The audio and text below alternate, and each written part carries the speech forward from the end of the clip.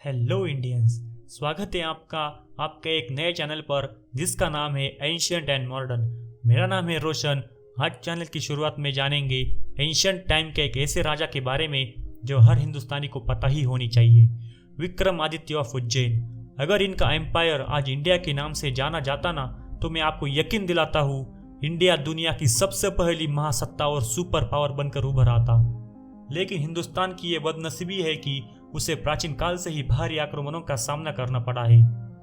हमें स्कूल और कॉलेजों में ये जरूर पढ़ाया गया कि नेपोलियन सिकंदर कितना महान था, लेकिन हमें यह नहीं पढ़ाया गया कि नेपोलियन और सिकंदर से भी शक्तिशाली, न्यायप्रिय, पराक्रमी महान राजा हिंदुस्तान में जन्मा था, जिसका साम्राज्य लगभग आधी दुनिया में फैला हुआ था। हम बात कर रहे हैं किंग विक्रमादित्य ऑफ उज्जैन के बारे में। राजा विक्रमादित्य एक चक्रवर्ती सम्राट थे।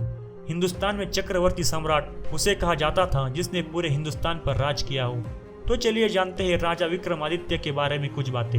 ईसा के 245 साल पहले चाइना में हुन नाम की जाति उभर कर आई। ये इतनी ज्यादा खूंखार और आक्रामक थी कि इन्हें रोकने के लिए चाइना के सम्राट ने चाइना की दैदीप्यमान दीवार बनाई। दीवार बनाने के बाद ये हुन कबीले के लोग पश्चिम की ओर बढ़े। पश्चिम में हुन लोगों ने हुएशी लोगों के राज्यों को जीता। इसी के चलते हुएशी लोगों ने अपनी सेना के साथ शकों के राज्यों पर हमले कर उन्हें खदेड़ दिया। यही शक कबीले के लोग हिंदू कुश से आगे बढ़कर हिंदुस्तान में अपने कबीलों के साथ बस गए। ये शक जाति के लोग इतने ज्यादा क्रूर और निर्दयी थे कि उन्होंने तक्षशिला और पुष्पकलावती प्रदेश में खून की नदियां बहा दी। आप शक जाति को वाइकिंग के लोगों से कंपेयर कर सकते हैं। इन्हीं शकों में से एक राजा उभर कर आया जिसे मौत का दूसरा नाम शकराज मौस कहते थे। शकराज मौस ने आते ही लगभग पूरे भारत में अपना शासन कायम किया। शकराज मौस ने जब उज्जैन को परास्त किया तो विक्रमादित्य के पिता महेंद्र आदित्य उज्जैन के राजा थे। उस वक्त विक्रमादित्य एक बालक थे। समय के साथ साथ विक्रमादित्य अब बाहुबली योद्धा बन चुका था। अब उसे शकों को जड़ से उखाड़ने के लिए बस एक सेना की जरूरत थी। मालवा में शकों का अत्याचार बढ़ चुका था। तब विक्रमादित्य के भाई भर्तृहरि ने अपना राज्य त्याग दिया। इसी के चलते विक्रमादित्य ने शासन संभाला। सेना की कमान हाथ में आते ही विक्रमादित्य ने शकों के ऊपर भयानक तरीके से हमले किए। विक्रमादित्य ने जंगलों से विश्व की सबसे खूंखार और विश्व की सबसे शक्तिशाली भैरव सेना का निर्माण किया। भैरव सेना शकों का काल बनकर उभर आई। इस सेना ने पूरे भारतवर्ष से शकों को और क्रूर शासकों को मौत के घाट उतार दिया। इस समय विक्रमादित्य के पास विश्व की सबसे बड़ी सेना थी। शकों को उखाड़ फेंकने के बाद विक्रमादित्य ने भारतवर्ष में राम राज्य की स्थापना की। उन्होंने पूरे भारत में एक छत्र शासन कर विक्रम संवत की शुरुआत की। इस समय विक्रमादित्य के नाम के चर्चे पूरे विश्व में फैल चुके थे। कोई ऐसा राजा नहीं था जो विक्रमादित्य से भिड़ने की कोशिश करे। ये तो हो गई विक्रमादित्य की चक्रवर्ती सम्राट बनने की कहानी। अब देखते हैं इनके एम्पायर और इनके एम्पायर के कुछ सबूत। स्क्रीन पर शो हो रहे इमेज से आप अंदाजा लगा सकते हैं कि विक्रमादित्य का साम्राज्य कितना बड़ा था। इन्होंने पूरे अरब कंट्रीज को जीत लिया था।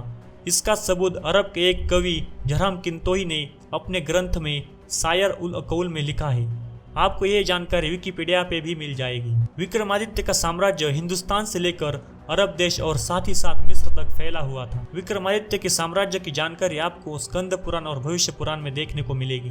विक्रम संवत के सबूत ज्योति विदर्भन ग्रंथ में मिलते हैं। विक्रमादित्य के नाम की प्रसिद्धि को देख आगे और भी कई विक्रमादित्य बने।